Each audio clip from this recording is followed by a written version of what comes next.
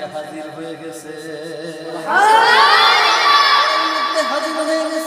আমাকে হাত দিয়ে ডাক দিয়ে বলতেছে, আমাকে ডাক দিয়ে বলতেছে, ও ইহুদি, তুমি এই কাজটা করেছো, আমি তোমার উপর রাজি হয়ে গেছি। ইহুদি, তুমি আর ইহুদি থাইকো না, আমি তোমাকে স্বপ্নের মধ্যে কালিমা পড়াই দেই, তুমি কালিমা পড়ে মুসলমান হয়ে জান্নাতি হয়ে যাও।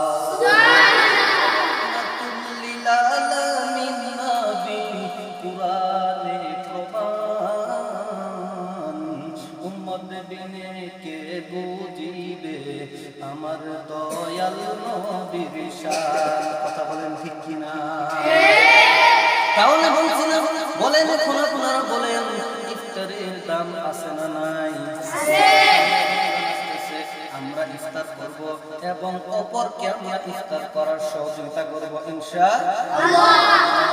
আল্লাহ রাব্বুল আলামিন আমাদের সকলকে কবুল করুক। জোরে বলেন আমিন।